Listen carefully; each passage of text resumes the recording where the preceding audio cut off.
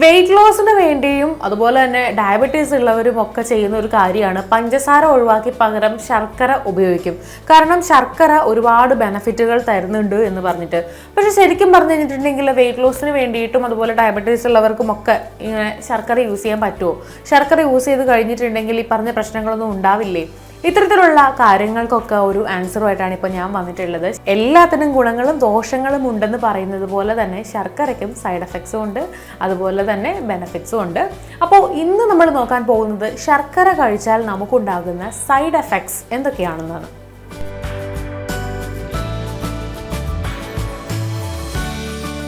ഒന്നാമത്തെ കാര്യം, ശരീരഭാരം കൂട്ടാനായിട്ട് ഇത് കാരണമായേക്കാം. അതായത് ഇപ്പോൾ നിങ്ങളെല്ലാവരും വിചാരിക്കും പഞ്ചസാരയേക്കാൾ ഭേദമല്ലേ ശർക്കര കഴിച്ചിട്ടുണ്ടെങ്കിൽ എങ്ങനെയാണ് വെയിറ്റ് ഗെയിൻ ആവുക എന്നുള്ളത്.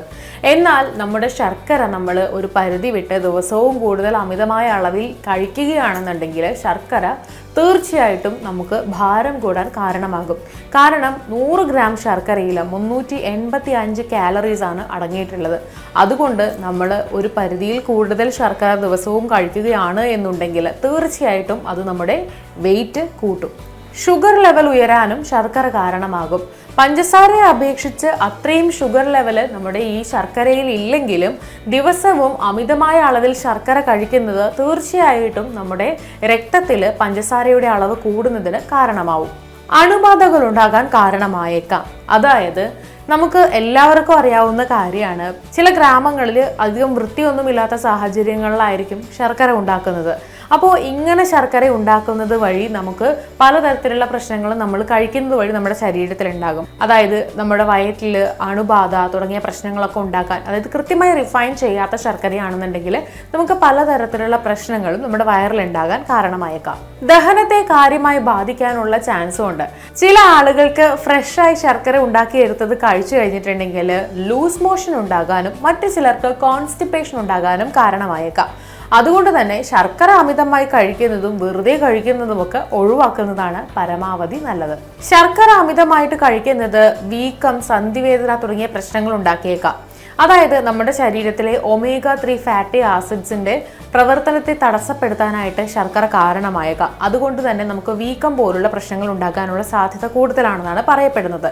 അതുകൊണ്ട് ശർക്കര അമിതമായിട്ട് കഴിച്ചു കഴിഞ്ഞിട്ടുണ്ടെങ്കിൽ ഇത്തരം പ്രശ്നങ്ങളും ഉണ്ടാകാനുള്ള സാധ്യതയുണ്ട്.